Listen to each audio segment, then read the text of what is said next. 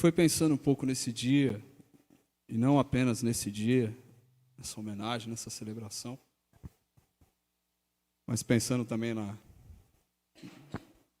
minha experiência e na nossa experiência como comunidade, com os nossos pastores.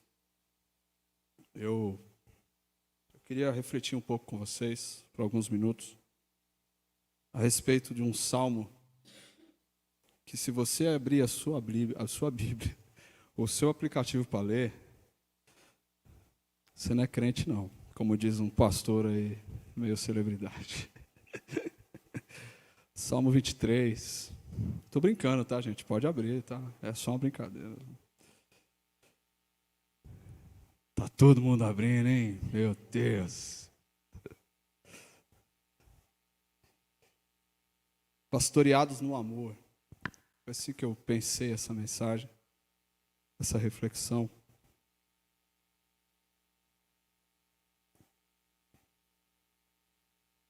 O Senhor é meu pastor, de nada terei falta. Em verdes pastagens Ele me faz repousar e me conduz a águas tranquilas. Restaura-me o vigor. Guia-me nas veredas da justiça, por amor do seu nome. Mesmo quando eu andar por um vale de trevas e de morte, não temerei perigo algum, pois tu estás comigo. A tua vara e o teu cajado me protegem. Outras versões, outras traduções vão dizer sobre, ainda que eu andasse pelo vale da sombra da morte. Eu gosto dessa expressão sombra. Vocês vão entender porque que eu quis ressaltar isso. Vamos continuar. Preparas um banquete para mim à vista dos meus inimigos. Tu me honras, ungindo a minha cabeça com óleo, fazendo transbordar o meu cálice. Com certeza, sem sombra de dúvida, por todas as dúvidas, eu sei que a bondade e a fidelidade me acompanharão todos os dias da minha vida, e voltarei à casa do Senhor enquanto eu viver. Essa é uma relação, é uma poesia do salmista Davi, do contraditório Davi. E a gente precisa tomar muito cuidado quando nós falamos de salmos, né? Porque a gente está tratando de uma poesia, está tratando de versos, de expressões da alma, de relatos, da tentativa de alguém de expressar uma experiência. E nem sempre a gente entende um poema. Ainda mais quando a gente fala de texto bíblico, né? Porque geralmente ele vem acompanhado por um conceito doutrinário, por um conceito teológico. Ou ele vem acompanhado por 7 passos disso, 7 passos daquilo. 3 tópicos para que você tenha prosperidade, que nada falte na sua casa. Mas ele começa esse salmo, e a intenção e a proposta é trazer relatos da experiência de um homem com Deus.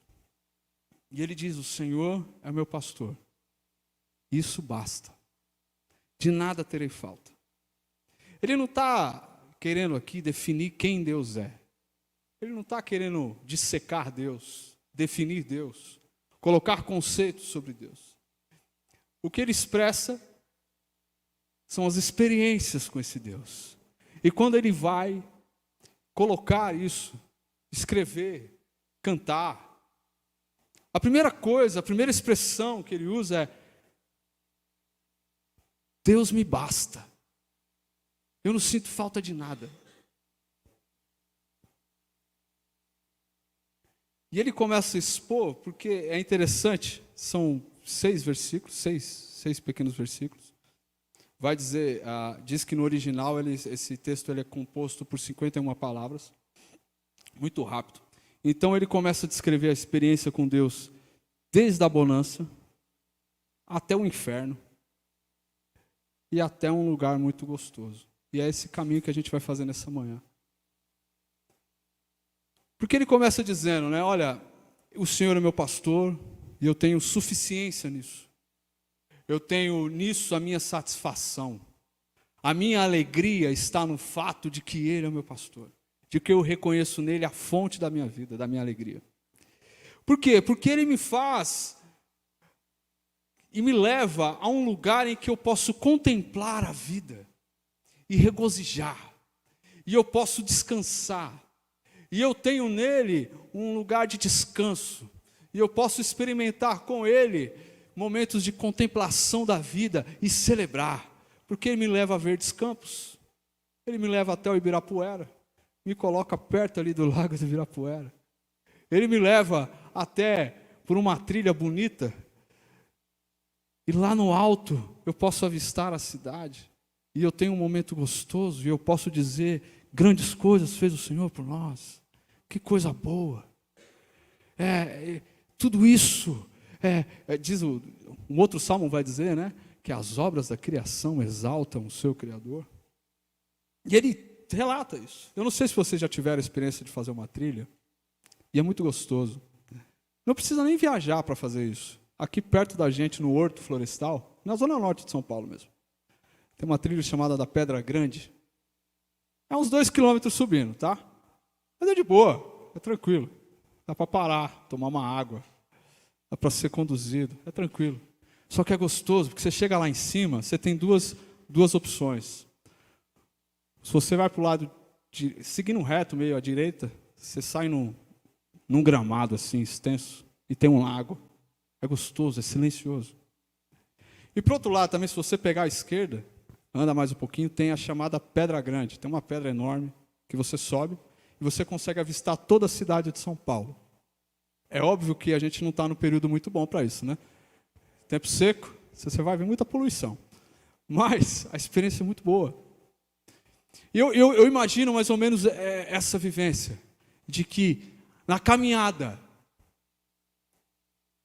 na trilha da vida, nos momentos de paz, de celebração, a gente encontra satisfação em Deus. E aí ele continua, e ele diz assim, que nesse momento de contemplação, de celebração, ele tem a sua alma refrigerada, porque ele está diante de um lago, diante de águas tranquilas, ele bebe da água, ele mata a sede, ele se banha, ele tira do seu corpo toda a lama, toda a sujeira. E ele tem refrigério. E ele tem uma experiência gostosa, uma experiência deliciosa. Só que ele continua dizendo, e a intenção é que na caminhada com Deus, você não vive só na contemplação, porque você é guiado pelas veredas da justiça.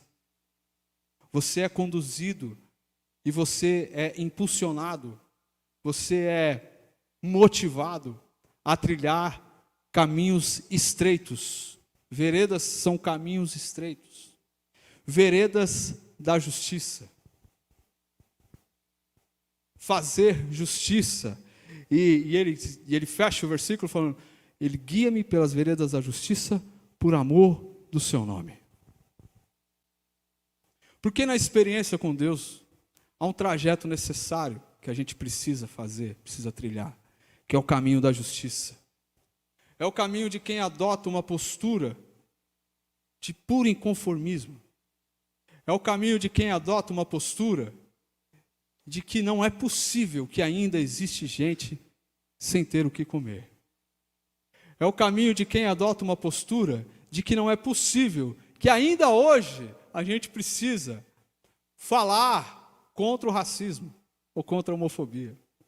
É o caminho de quem se deixa ser conduzido não por suas próprias convicções apenas, mas também por amor ao nome daquele que se deu por nós, e que não é possível que eu participe de uma comunidade de fé, de uma espiritualidade, em que as pessoas que a religião exclui, elas não possam ser acolhidas, e não só acolhidas, mas participar e conduzir e caminhar.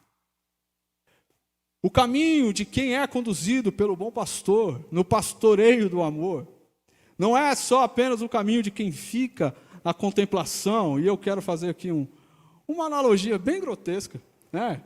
Não é só o caminho do domingo, do culto da manhã, e que é gostoso, que você vem aqui, canta e sai depois, ouve a palavra, e tem um churrasquinho, e tem uma conversa. Não é só essa coisa gostosa do acolhimento, da comunhão. O caminho de quem é pastoreado pelo Senhor, pastoreado no amor, é o caminho de quem também se levanta, se insurge contra as injustiças, contra os sistemas de opressões, contra os sistemas de corrupção, por amor do seu nome, por amor ao nome de alguém que não se vendeu a qualquer ideologia humana, a qualquer ideologia política, mas antes esvaziou-se da sua glória, viveu como um de nós, e foi até o final, e morreu. Não só morreu, mas ressuscitou. E por amor desse nome, compromissados com Ele, nessa responsabilidade, a gente se deixa ser guiado por esse caminho. E sim, não é fácil. Por que fazemos o que fazemos? Por que defendemos o que defendemos? Porque a gente insiste em reconhecer que o espaço da nossa fé é um espaço para todos, por amor desse nome. Porque não é um caminho fácil. De novo, veredas, são caminhos estreitos, são caminhos difíceis, são caminhos em que você tem que andar com cuidado, tem que ser guiado, não pode perder a passada, e você segue na busca por justiça, pastoreado por Ele. E Ele segue, e que há uma outra experiência, que é a experiência do vale da sombra da morte, que é a experiência da escuridão, que é a experiência dos dias difíceis, que é a experiência da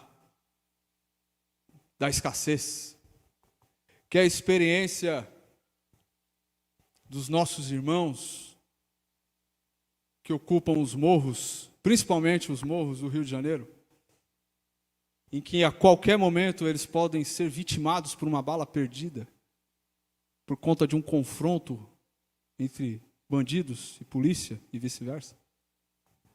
É a experiência da mãe, do pai, de alguém que se identifique no grupo LGBT, e como a pastora Vívia disse aqui há um mês atrás na pregação, em que há uma angústia, que não sabe o que vai acontecer com o filho ou com a filha na rua, a experiência em que a morte está sempre à espreita, a violência está sempre sinalizando, a violência, o caos está sempre atrás da porta esperando para nos surpreender. É a experiência, por que não dizer, nossa, nessa cidade caótica, a experiência de um policial, da família de um policial que não sabe se o pai volta, de um negro que sai para fazer sua atividade esportiva, mas porque ele é negro, ele é surpreendido, vez ou outra, por abordagens violentas. E eu estou falando isso como um testemunho de alguns irmãos e amigos. É a experiência do vale da sombra da morte, das crianças vítimas de abuso,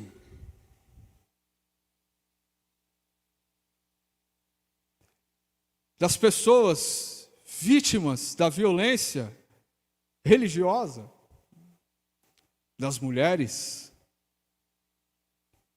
vítimas de violência doméstica. É a experiência de quem entra na igreja para ser acolhido e é violentado espiritualmente, fisicamente, psicologicamente, financeiramente. É a experiência do vale da sombra da morte. É a experiência de que nós estamos tirando o pé dela, né? Estamos saindo da pandemia. Eu ainda não acredito muito nisso, parece meio surreal. Mas a experiência que a gente viveu de forma intensa nos últimos 2, 3 anos. em que você não podia colocar o pé para fora de casa com medo. É a experiência do luto daqueles que se foram. Poucos minutos atrás, a gente teve a lembrança de um grande amigo. É a experiência do luto, da sombra da morte, da escuridão, da dor, do choro. Aí ele diz: ainda que eu passe pelo vale da sombra da morte, tu estás comigo. É a experiência de que ainda que na dor, ainda que na dificuldade, há uma voz a clamar dentro de nós. Há alguém que nos guia, há alguém que nos abandona, e não nos abandona. E é interessante o verbo nesse versículo, porque ele fala: ainda que eu ande, ainda que eu atravesse, ainda que eu passe por esse momento, ainda que eu ande. Ou seja, o período da dificuldade não é um período que me paralisa, não é um período que me faz parar, mas eu sou conduzido por Ele. Ele me mantém em movimento.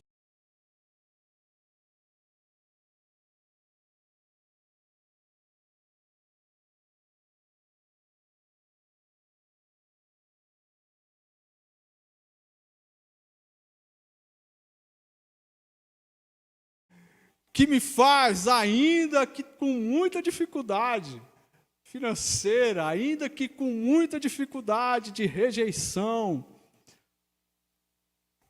que ainda a gente assim mesmo abra essas portas domingo a domingo, quinta-feira após quinta-feira, e continue a pregar o evangelho do amor a todos que estão precisando, a nós que estamos precisando.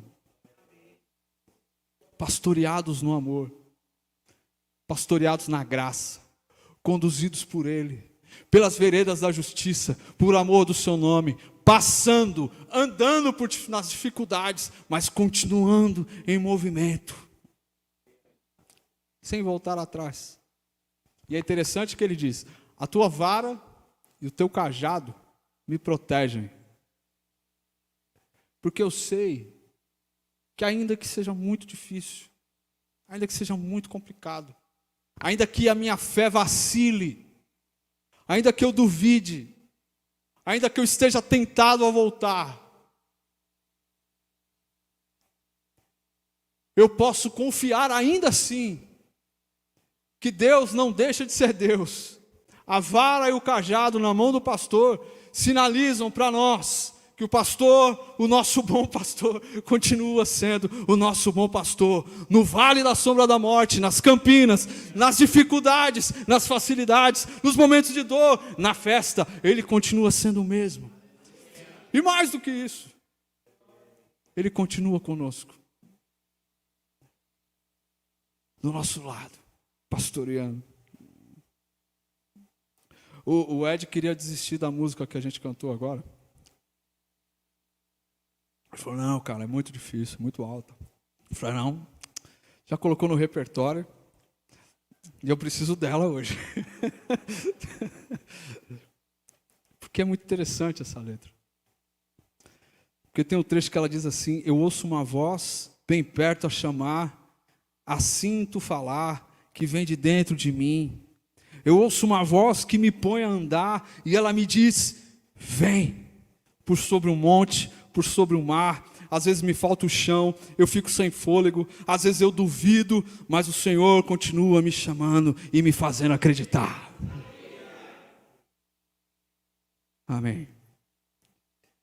Porque é o vale da sombra da morte, porque sombra não é permanente. Sombra é por enquanto. Um artista que eu admiro demais, o Marcos Almeida, ele escreveu uma letra belíssima: toda a dor é por enquanto. Tudo passa. Até os momentos de alegria. Como diz a esquete de humor, né? A vida não é um danoninho, não. Mas Ele continua com a gente. E por fim, a experiência da mesa, da honra e da plena alegria. Preparas uma mesa. Preparas uma mesa. Isso é sinal de cuidado. É muito bom preparar uma mesa. Dá trabalho fazer uma refeição, mas é gostoso. Eu tenho vivido alguma experiência. Toda vez que eu for pregar, eu vou falar sobre o fato de ser pai, tá? Então, são raras vezes, tá bom? Mas eu vou sempre falar sobre a minha experiência da paternidade, que é transformadora. A gente criou um hábito, eu e a Ellen, a mãe do Theo, de nos esforçarmos para que ele levasse todos os dias uma lancheira muito bem preparada. Pão, uma fruta. E ela, é óbvio que mulher nesse sentido é muito melhor que a gente, mas é sempre um capricho. E toda vez que eu tenho experiência de fazer, é muito gostoso. Demanda um tempo, mas é bom. Sabe por quê? É bom cuidar de quem a gente ama. É bom ser cuidado por quem a gente ama. Mas é muito bom. Há prazer em Deus, em cuidar de nós, em preparar esse lugar aqui, ó, em que existe esse espaço, em que é uma linda mesa, e que ela é preparada por Ele, em amor, em festa. E essa mesa, ela é posta diante dos nossos inimigos, diante de todos os agentes da maldade. Essa mesa, ela é colocada e exposta diante dos olhos de todos aqueles que praticam injustiça, diante de todos aqueles que defendem o racismo, a homofobia.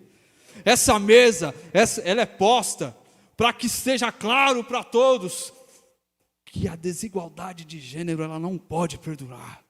Ainda que seja difícil para nós, ainda que seja penoso, a mesa está posta. E a honra nessa mesa, a nossa cabeça é ungida, a honra, Ele nos honra. O cálice transborda, há vinho, há alegria, há abundância, há satisfação. Essa é a nossa experiência. É essa experiência que nós, como membros da comunidade cristã na Zona Leste, eu ia falar CCZL, consegui falar sem prender a língua. CCZL é um trava-língua. Mas é uma honra, é um prazer que a gente tem de ser pastoreados em amor por vocês. De viver experiências de alegria com vocês. De viver experiências de dor com vocês. Porque com todas as dificuldades, a gente pode encontrar em vocês o reflexo do amor de Deus para conosco. Muito obrigado por isso. Muito obrigado por apostar em nós. Muito obrigado por apostar em mim. Muito obrigado por conduzir esta comunidade. Por deixar que essa mesa esteja posta todos os dias. Por fazer com que eu, homem, hétero, branco, aprenda a conviver com as diferenças, a superar as minhas dificuldades religiosas, preconceituosas. Obrigado. Obrigado por se desafiarem a isso. Muito obrigado.